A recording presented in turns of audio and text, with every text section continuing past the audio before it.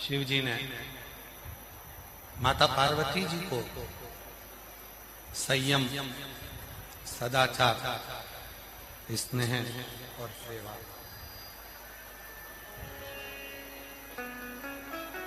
शिव भक्त के भीतर, भगवान शंकर के भक्त के भीतर ये चार गुणों को प्रदान किया।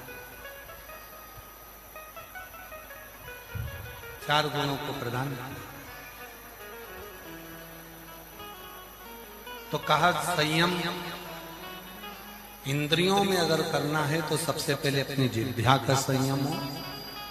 दूसरा संयम है अपने निगाह का, नेत्रों का। तीसरा संयम है अपनी श्रवण शक्ति का। इन कानों से कुछ मत गलत। पहला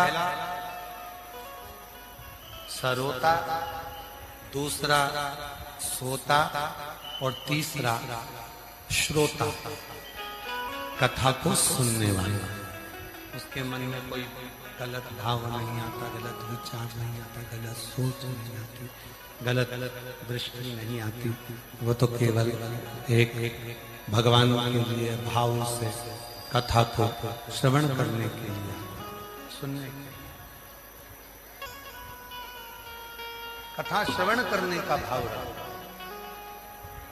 कोई गलत विचार, गलत सोच, गलत दृष्टि उसके भीतर नहीं,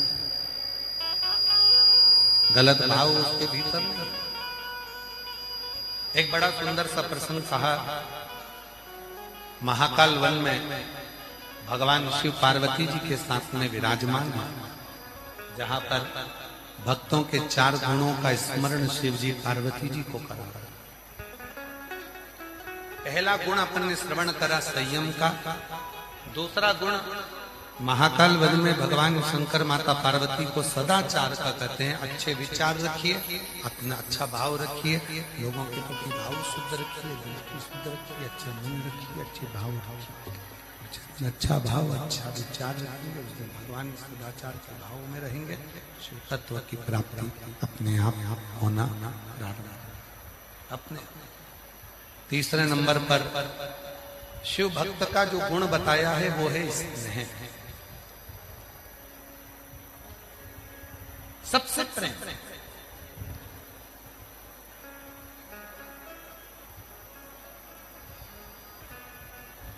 तीसरे नंबर पर है स्नेह, प्रेम। और जब शिव महापुराण की कथा कहती है, भगवान शंकर का चरित्र कहता है, शिव तत्व कहता है, हम सभी को प्रेम देना प्रारंभ करें, स्नेह देना प्रारंभ करें, खुशियां देना प्रारंभ करें।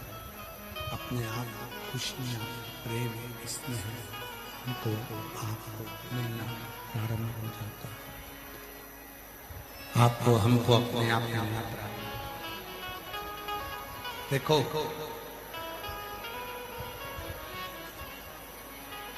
देव ऋषि नारद का एक बड़ा सुंदर चरित्र है शिव पुराण के अंदर।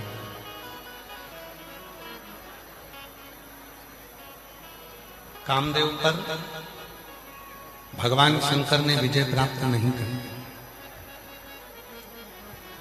क्योंकि वो रिश्तेदार है।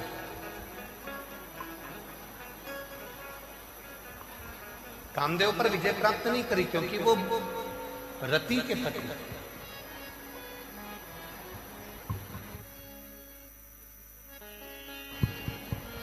क्योंकि वो रति के पति।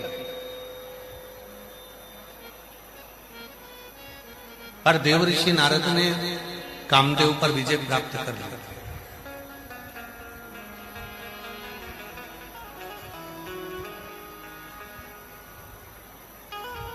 पर देव ऋषि नारद ने ये नहीं जाना कि हम किसका अपमान करने के लिए जा रहे हैं।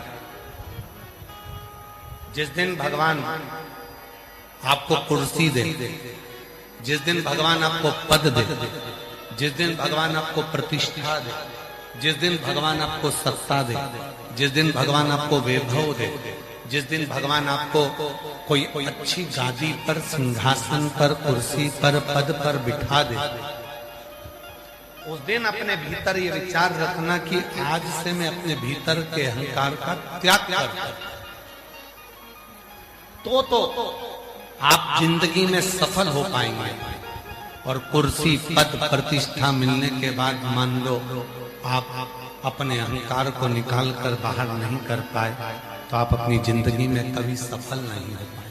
जिस भाव से, जिस विचार से, जिस सोच से, जिस भाव से आप कथा को श्रवण करने के लिए बैठते हो, मेरा देव हरिदेव महादेव, मेरा शंकर, मेरा ओघड़दानी, मेरा त्र्यंबकनाथ, मेरा भीमा शंकर, मेरा मल्लिकार्जुन, मेरा शिव कृपा करता, करुणा।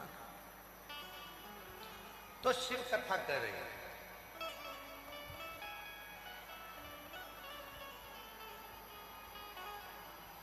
स्नेह,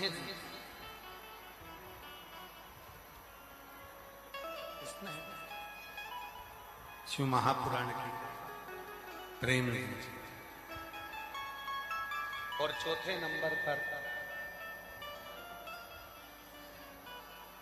भगवान शंकर के परम भक्त का कोई अगर गुण है, चौथे नंबर पर भगवान शंकर के परम भक्त का यदि कोई गुण है तो वो गुण है सेवा। सेवा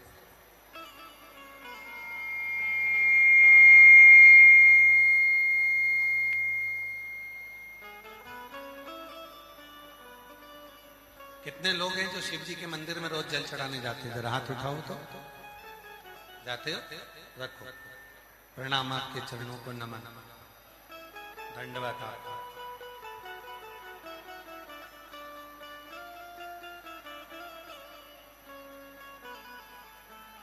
कितने लोग हैं जो भगवान शंकर के मंदिर में झाड़ू लगा देते हैं, पोछा लगा देते हैं, सेवा कर देते हैं? प्रणाम, नमन। अब जरा कथा पर जाइए।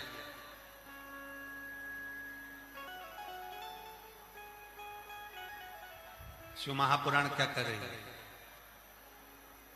महाकाल वन में विराजमान भगवान शिव पार्वती जी से कहते हैं, पार्वती, मेरे भक्त के 4 गुण हैं और उन 4 गुणों में एक गुण है सेवा का गुण।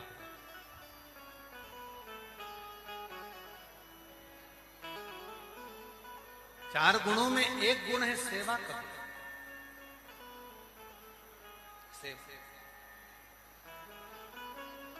कथा में आए हो, आप लोगों से निवेदन किया, भूखे को भोजन और प्यासे को पानी, जय बाबा बर्फानी। हम किसी को पानी पिला रहे हैं, मुख झूठा करा रहे हैं, भोजन करा रहे हैं, टॉफी खिला दी, बिस्कुट खिला दिया, कुछ ना कुछ उनको खाने को दिया, मुख झूठा करा दिया, ये भी एक सेवा। ये भी एक सेवा। कोई बुजुर्ग है, बहुत बीमार है, उसको पकड़कर उसके इलाज करवा दिया, ये भी सेवा।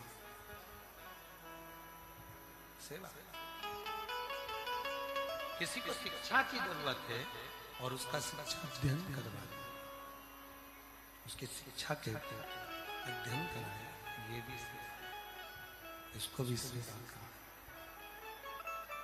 इसको भी सेवा कहा महाराज। और चौथे नंबर पर है भगवान शंकर के मंदिर में भगवान शिव के दरवाजे पर, भगवान शंकर के मंदिर में भगवान शिव के दरवाजे पर, शिव के मंदिर में पहुंचकर, भगवान शंकर के मंदिर में पहुंचकर शिव के मंदिर में झाड़ू लगाना, पोछा लगाना, थोड़ी सेवा कर देना। उस सेवा का फल कितना होता है? स्वयं शिव जी बोल रहे हैं, पार्वती,